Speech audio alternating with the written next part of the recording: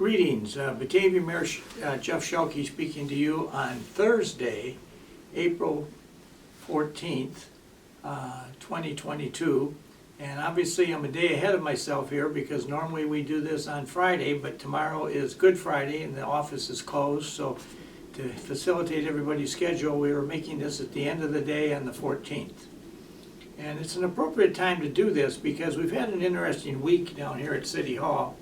A couple of things I wanted to share with you. Perhaps one of the more interesting conversations we had in the city building was Tuesday night when we invited the members of the Batavia School Board down to have a joint meeting with the Committee of the Whole of the Batavia City Council. And we hosted that starting at about 7 o'clock in the council chambers, and that meeting lasted almost 2 hours.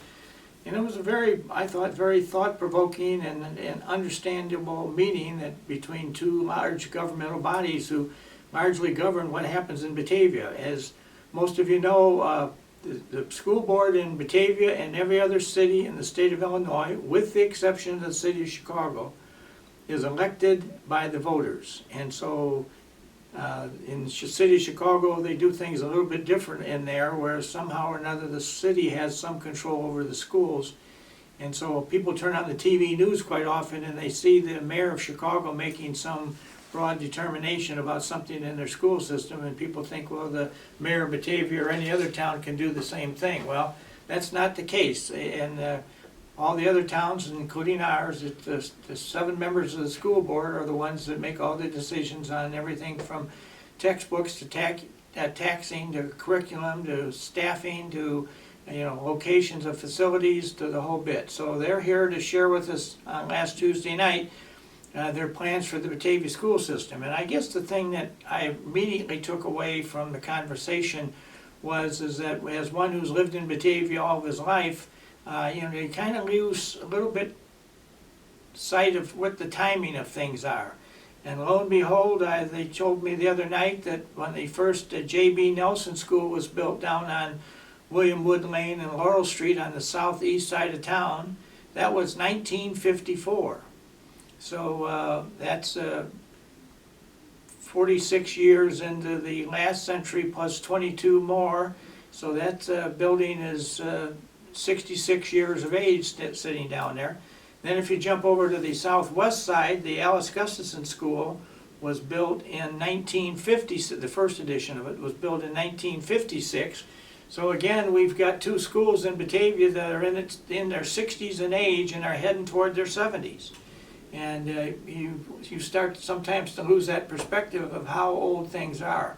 But obviously, as the times have changed during these last 60 years, a lot of things have changed in the classroom. There's new dynamics as far as all the new curriculum and specifically all the new challenges that are brought forth by technology that are in the school classrooms. And they certainly have made the schools easier. They made them very handicapped accessible, the newer ones. And they've also made them much safer, and the newer buildings have sprinkler systems in where these don't, and etc. So one of the plans we heard the other night is that there are 4 schools in Batavia that are potentially going to be candidates to be basically torn down and rebuilt, probably almost on their exact same locations they are now. And those 2 are J.B. Nelson and Gustafson, along with Louise White on the northeast side, and H.C. Storm over on the northwest side. And so those will be the schools that I think we'll be, as a community, hearing a lot of discussion about. I'd encourage the community to kind of perk your ears up and listen to the conversations, because the school district does have some very compelling reasons as to why they want to kind of take on this idea of rebuilding the schools. And I think there's a lot to be said on it, and obviously it'll probably have to go to a referendum and people will have the opportunity to vote on it. And that's not anything to do with me. That's not our call at the city. The school district will make that determination when they're ready to do whatever it is they're going to do, and it may be in multiple steps, who knows. But the conversation is going on, and they are trying very hard to involve members of the community in that conversation. So I take my hats off to the school board in trying to step into this thing and do it the right way and do some serious research about what is affordable and what is the things that really need to be done, and certainly call the attention of the community of the age of the facilities that we are now starting to have in our school district. So that was the first big piece of news. The second one was last night, on Wednesday night, we had a meeting down here of the Batavia Environmental Commission. And I sat in on that because that's a very interesting group. It's all volunteer, nobody gets paid anything. And they're there to kind of examine and promote and recommend to the city council various steps that can be taken to make Batavia a more environmentally friendly and sounder community. And I think they are working on some stuff such as tree plantings and yard waste and a number of things, the quality of our water. They have a lot of different subjects on their agenda that they talk about. One thing that did come up last night, and I wanted to specifically address this, there was some conversation a couple weeks back between members of our Environmental Commission and the St. Charles Environmental Commission about trying to come up with some kind of a cost for bags to put groceries or anything you're going to buy into a bag. And they've got an idea of it should be a dime or whatever the number is going to be. And the money from the bag then goes to help environmental causes in the area.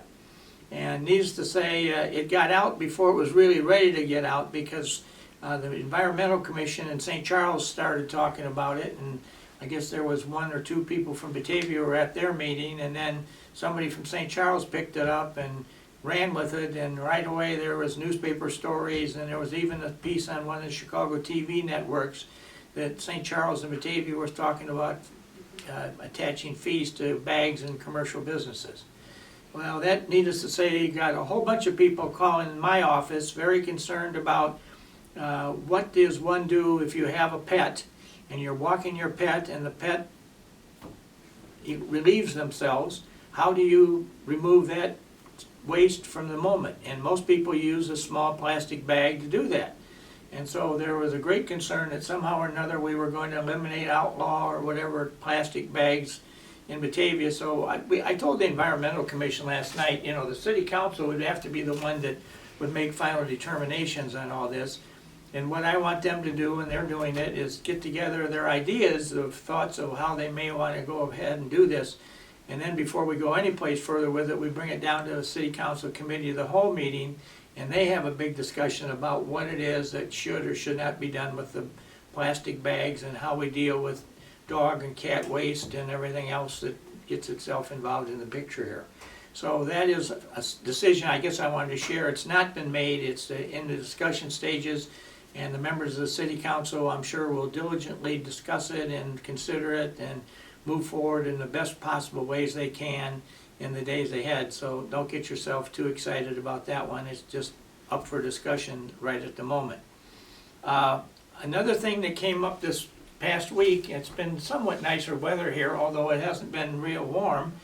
And you know, last night we had some concerns about, the Weather Bureau had advised us that we could have been online to be targeted for some very serious weather between 3 and 8 last night. And obviously that did not happen, which made us all happy, but there was a number of us, including myself, that had our cell phones on and our connections with the Weather Bureau and whatever, so we could see radar. And as things worked out, it moved kind of southeast of Batavia down around Kankakee, Champaign area, and then went off into Indiana. And we got some heavy-duty rain and some colder temperatures, but we really didn't get much else. We did have a few power lines down. We did have some momentary interruptions in power, but most of that was caused by the wind blowing down a tree limb or some type of a wire, and we got word of those very quickly by our monitored system that we have in the utility committee that monitors everything that's happening in our water and our electric. And so we knew when something had happened, and we dispatched crews right away. So there wasn't a lot of negative impact by it, but we did have some minor stuff. The one thing that we do have going right at the moment, and we had some conversations about this the last couple of days here at the city between myself and the police department and the code enforcement departments. We've got some folks that are coming into Batavia, and they pick out a street corner someplace, and they want to get out and they want to solicit money. And most of the way this is presented is that they bring out some small children in a blanket, and they put the children on the blanket, and then they stand at the exit of some commercial location, and try to get people as they're pulling out of the parking lot to give them some money to help the baby or help whatever.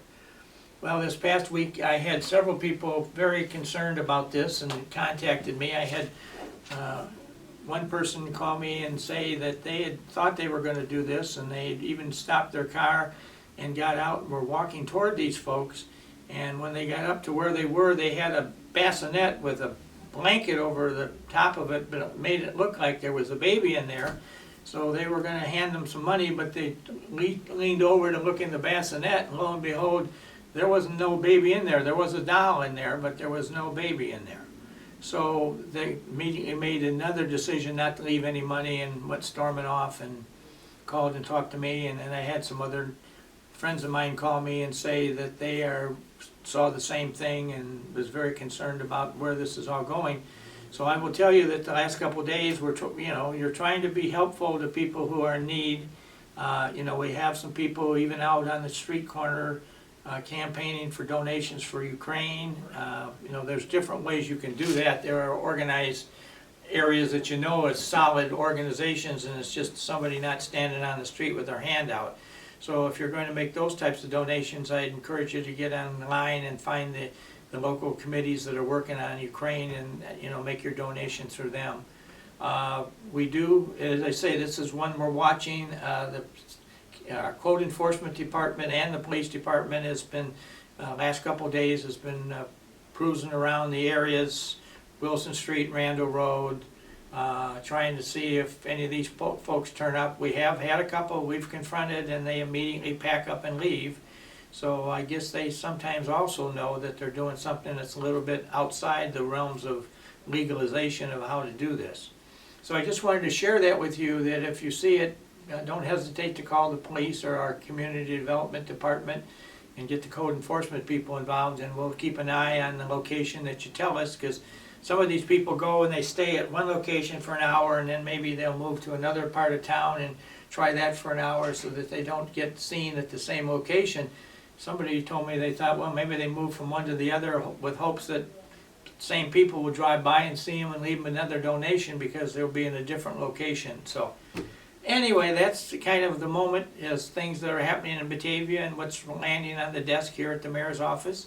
I'd like to encourage you all to really communicate with me. I like to communicate with folks, and if you have something you need to share with me, please feel free to give me a shout, let me know what's going on, and I will do likewise. So anyway, have a good week, and at the end of this week we have Easter Sunday, so I'd like to wish everybody in every faith a happy Easter celebration, however you do it, and may it be with a lot of nice family and friends, and may you have some memorable moments in the days ahead.